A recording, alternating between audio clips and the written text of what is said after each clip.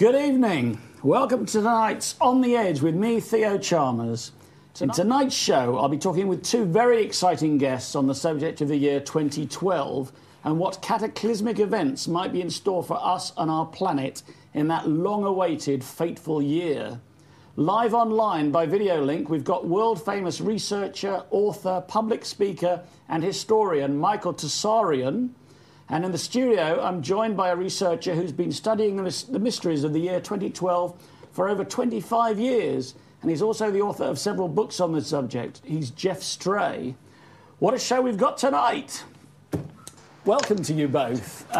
Jeff, welcome. Michael, can you hear me? Yes, indeed. Theo, I can hear you. Thanks. Nice to be on the show with you guys. Welcome. Hi, Jeff. Hi, Michael. Welcome. I think I'll start with you, Michael, just in case we get any technical problems and we lose you.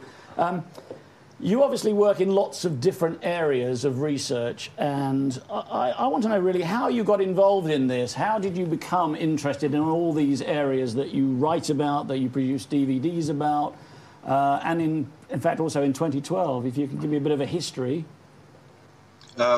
Prophecy has always been interesting, to me. I mean, there's many threads, of course, that lead one to any particular area of research, especially anything as esoteric and deep as these particular matters, and also I would say controversial. But specifically talking about 2012, I guess it was an extension of my work with astrology and the divination arts, the tarot, Kabbalah, and the numerology.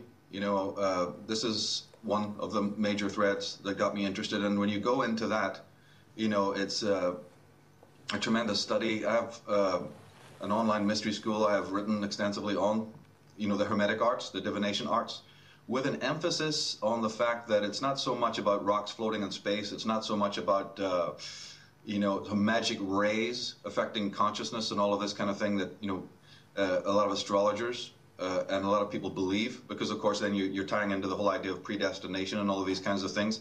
My take on astrology is a little bit different. It's more based on the idea that it's about consciousness. In fact, in all my work, consciousness is never left at the door. It's always, the prime datum. And especially in astrology, the idea is that whatever is in the zodiac, whatever the zodiac is, and of course this then includes not just the Western idea of the zodiac, but any other cultures, whether you're talking Sumeria, or you're talking the Celtic, or you're talking, the Maya. Whenever you're talking about the zodiac, it's really an extension of what goes on in our own heads. In other words, to make it simple, we have an inner zodiac. This is, what my work emphasizes a lot. It's very much along the lines of what Carl Jung was talking about the archetypal nature, and that whatever is in consciousness is projected externally onto the outside world. So that, yes, I acknowledge that the material world affects consciousness, but I also insist that consciousness itself has the ability to mold and change matter. And that's what the zodiac basically is. It's a sort of a plastic template of whatever's in our consciousness, the 12 divisions of consciousness. And then you can subdivide those into the 3 and the 4. This is where the planets come in. And this template of consciousness is what ancient man, and is what we all do, we project it onto the night sky in a way that Jung clearly explained through the faculties of projection and inflation. And so we have the phenomenon known as the zodiac. So it's not about rocks floating in space with some sort of magic rays affecting consciousness in the way that most people would normally think, what the layman thinks. And what a lot of astrologers, misgivingly, perhaps they haven't done a lot of, homework, because it's really an extension of the psychology of human beings. And when you get into that, then you start to realize what these ancient shaman were talking about. They were very up on this. See, modern astrologers and the people who have their, bestsellers out there and their books on the spinner racks, they may call their work archetypal. They may use phrases like, spiritual, archetypal, hermetic, or psychological. And then they go on to show you that they really don't have much clue about what those words really mean. But you track back and start getting into the Druidism and into the Maya and into the ancients, and they absolutely understood that there's a tremendous connection between the microcosm and the macrocosm. And it was basically my interest in that started to open up the door about prophecy in general. Whether you're talking about the coming age of Aquarius or the ending of the old cycle of Pisces, tracking back to Akhenaten when it was the age of Aries, moving into Pisces. Then we have the Christian mythos, you see, arising in Pisces.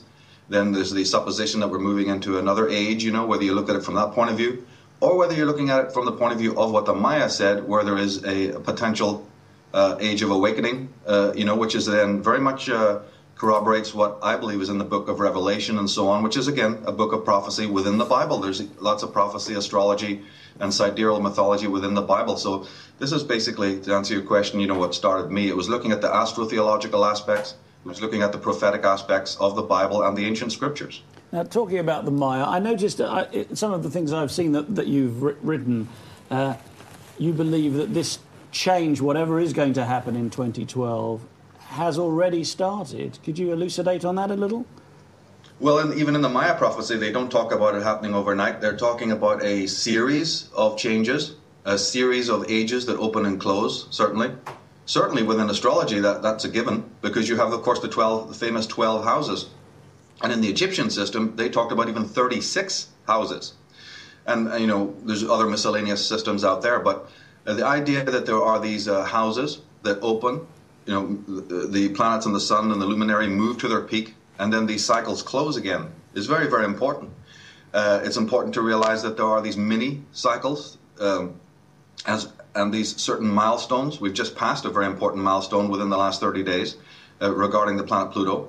Back in 2007, there was an important, archetypal milestone around the year 2007. So we have the mini ones, and then we've got the larger ones. The Maya prophetics are talking about the 13-year, cycles. But in every discipline, whether you're talking the Vedic system, or whether you're talking some sort of a Druidic system, or whether you're talking the Vedic system of India or the Western systems of England, yes, that's what you have. You have ages, you have aeons. Again, picked up in the Bible, an esoteric reading of the Bible, you hear mention of the aeon. And the Christ talking about that I will come again at the end of the age, And this also is astrological. This can be interpreted astrologically. So it's very, very important for people to be aware of these cycles, because what happens on the calendar, as I said, and what happens in the zodiac is really, a projection of what's happening in consciousness. So this is how personal it gets. It affects societies, but it affects individuals as well. So the zodiac is the celestial timepiece, and it's not just some arbitrary thing out there. It's actually much more important than the watch that you have on your hand and the clock we have on our walls. And the reason why those clocks, even today, traditionally have 12 divisions, is based again on the zodiac having the 12 divisions. It's very, very important information. So if something is happening already, are there signs that we could see, that we can talk about? If you have the pattern recognition to notice it, because the very word sign comes from the old word sin, which meant the moon. So even when you talk about, hey, I've just had a sign, and the way that they would even use the word omen. If you go back and track back into what appears to be the folk legends and the fairy folk tales, and even the etymology, the words that we use, you're dealing with the moon, you're dealing with the luminaries, you're dealing with the sun. And my goodness, look at religion. A lot of my work emphasizes the solar aspects and also the Saturnian aspects and the stellar aspects of religion. So absolutely, if you have the pattern recognition, then just like Joseph Campbell said, this mythos is happening perpetually. It doesn't stop. It doesn't take a day off. There's no holiday. There's no vacation. There's no break. It's happening perpetually. But we have the mind forged manacles, that William Blake spoke of. We are the ones who have the blinkers on. We're just infatuated with our own sense perceptions and our narcissistic stuff. So obviously, it goes unseen, but it's there morning, noon, and night. Absolutely, that mythos, that magic, is there for those who study, for those who get into this esoteric information, and for those who have the passion to see these intimations. Absolutely. Okay, I'm going to bring in Jeff in a moment, but before I do, I've got a question for you that has been texted in from Paul in Warrington, and he says, wasn't the Bible based on astrology itself based on the Egyptians' beliefs? Yes, it was. Paul is absolutely up to speed there, because, of course, it's not that you just have one interpretation of any scripture, but yes, the Bible, and remember that goes for the Apocrypha, that goes for other scriptures, including the Quran, that goes for the Torah, the Old Testament, and it goes for the Gnostic Gospels, it goes for the Essene Gospels, it goes for any, as I said, the book of Revelation, which is, again, tremendous study of what that really means from an astrological and spiritual point of view. So these documents are alive with this. They're not to be read on just one dimension. They can be, but there's so much more esoteric information there. And one of the best ways to decode the ancient scriptures, as it is to decode even the sort of emblems and logos and symbols that we see in the corporate world today, in the social world today, is astrology. It is the sidereal mythology. That's a big code breaker in these areas. It's one of the areas that, again, was one of the threads that led me to want to look deeper into this whole question of the ancients and their prophecies. Okay, well, that's really interesting. Let me just move over to Jeff for a moment and get him in the room. As you know, I hope, Jeff has written several books and he's been researching 2012 since 1982. Yeah. Is that right? I'm going to show the camera a couple of your books. This is 2012 in Your Pocket, which I read this afternoon, actually, and it's a fascinating book, and it is incredible how many different societies all over the world, going back thousands of years, have got 2012 as a special end-of-time date. So here's another one. There's the full version. Beyond 2012 is a catastrophe or ecstasy. So, Jeff.